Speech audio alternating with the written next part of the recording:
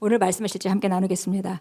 오늘 30일자 말씀의 실제입니다. 믿음을 고수하십시오라는 제목입니다. 믿음을 고수하십시오.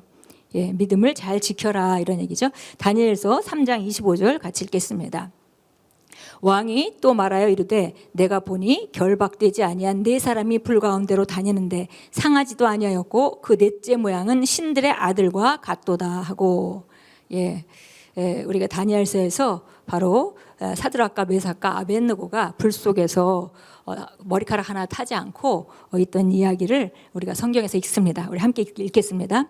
우리는 다니엘서 3장을 통해 느부갓네살 왕의 이야기를 알 수 있습니다. 그는 금으로 신상을 만들어서 모든 사람이 그 신상 앞에 엎드려 절해야 한다는 법령을 발표했습니다. 사드락과 메삭과 아벳느고가 그 신상에게 절하지 않자 느부갓네살 왕은 그들의 뜨거운 풀무불에 던져버리겠다고 위협했습니다. 그러나 이 세 명의 히브리 소녀는 꿈쩍하지 않았습니다. 그들은 오직 이스라엘이 하나님만을 믿었고 자신들의 믿음을 포기하지 않았습니다. 그들은 우리는 당신의 신에게 절하지 않을 것입니다 라고 왕에게 말했습니다. 불을 지펴야 할지도 모르겠습니다. 할 테면 하시죠. 그들의 용기와 완강함 때문에 왕은 화가 났고 그는 풀무불을 평소보다 7배 더 뜨겁게 만들라고 명령했습니다. 그들은 우리의 하나님은 우리를 풀무불에서 구해내실 수 있습니다. 그리고 그분께서 그러지 아니하실지라도 우리는 절하지 않을 것입니다 라고 덧붙였습니다. 알겠다 하고 화가 난 왕이 씩씩거리며 말했습니다. 어디 한번 두고 보자. 히브리 소년들은 결국 풀무불에 던져졌고 불이 너무나도 뜨거워서 그들을 던진 사람들조차 죽게 되었습니다. 불 속에서 그들의 손과 발을 묶은 매듭은 타버렸지만 그들은 불로 인해 상하지 않았습니다.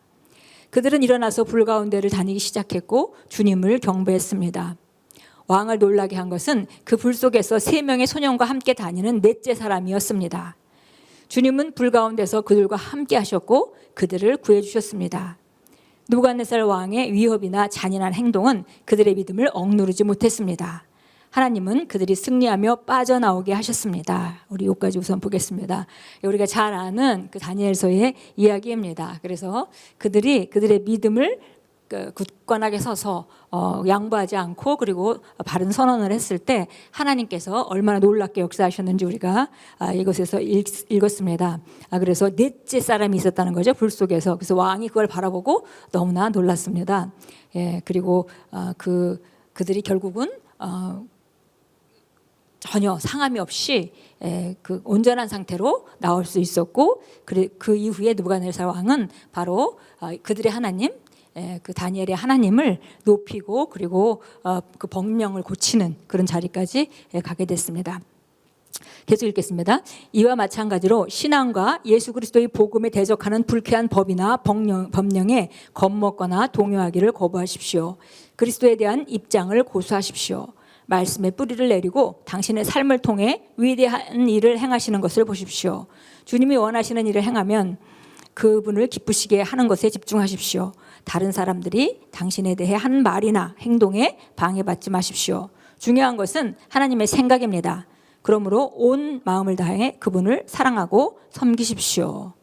우리 지금 상황에도 많이 맞는 말인 것 같습니다. 그래서 우리가 신앙과 예수 그리스도의 복음에 대해서 그 반대되는 그런 법령이나 법에 대해서 우리가 겁먹지 말고 동의하지 말라 그리고 거부하라 이렇게 말했습니다. 그래서 마지막 때가 될수록 상황은 좀 어려워질 것이고 그리고 환경은 정말 우리에게 더 신앙생활 하기가 쉽지 않은 환경이 될 게 있습니다. 그러나 우리가 알아야 되는 것은 어떤 상황 가운데도 외부적인 조건이 우리 마음을 위축하게 하거나 두려워하게 하거나 아니면 해야 될 일을 하지 못하게 하는 것을 우리가 정확하게 잘 관리해서 우리가 믿음을 잘 고수해야 되겠습니다.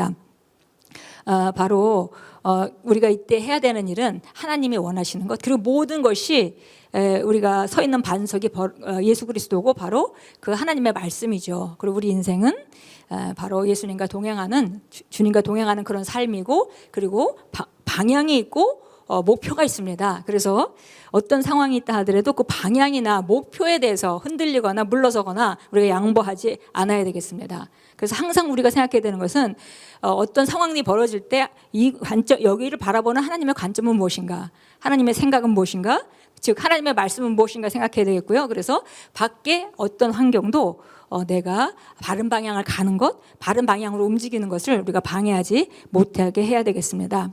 예, 바로 그들이 말하거나 어떤 그 환경적인 그런 그 상황들이 있거나 절대 우리가 방해받지 말고 우리가 요즘같이 밖에 예전보다는 덜 나가는 그런 이제 상태가 되면 그러면 가족들과 보낼 시간이 많고 오히려 그것을 주 안에서 잘 활용하고 그리고 또 이렇게 교회에 잘 모이지 못하게 되면 그러면 그것을 잘 활용해서 오히려 집에서 주님과 더 교통하는 그래서 교회에 가지 못하기 때문에 우리가 신앙생활이 뭐 이렇게 물러선다든지 그런 일이 전혀 일어나지 않도록 잘 관리해야 된다는 것입니다. 그래서 정말 중요한 것은 우리가 모든 상황 가운데 하나님께 집중하는 것이고 그리고 하나님이 원하는 바가 무엇인지 따라 행동하는 것이고 환경에 따라 흘러떠내려가는 것이 아니라 환경을 거스려서 우리의 믿음을 고수하는 그런 선택을 매일매일 그리고 순간순간 해서 오히려 이런 환경들이 우리가 주님께 더 가까이 가게 하고 더 우리가 복음의 열정을 내게 하는 그런 결과를 낼 수 있도록 우리가 믿음을 고수해야겠습니다. 여기 사도행전 18장 9절 10절에 보면 여기도 사도 바울이 고린도에 가서 그곳에 말씀을 전하려고 하는데 특히 유대인들에게 예수가 그리스도임을 전했더니 그들이 신성 모독을 하고 그렇게 거스리는 그 상태가 됐습니다. 그러니까 이제 사도 바울은 갈등이 됐겠죠. 그때 주님께서 밤에 말씀하시는 장면입니다. 제가 읽겠습니다. 그때 주께서 밤의 환상으로 바울에게 말씀하시되 두려워하지 말며 잠잠하지 말고 말하라. 내가 너와 함께 있으며 아무도 너를 공격하여 해치지 못하리니 내게는 이 도시에 많은 백성이 있느니라. 예, 바로 우리가 잘 잡아야 되는 말씀입니다. 예, 주님께서 우리에게 하시는 말씀이죠. 두려워하지 말고 잠잠하지 말라. 예, 주님께서 내가 너와 함께 한다. 그리고 아무도 너를 공격하지 못할 것이니 네가 하던 일을 계속해라. 이게 하던 일이라는 것은 우리의 그 방향이죠. 우리 삶의 방향입니다. 이 도시에 많은 백성이 있느니라.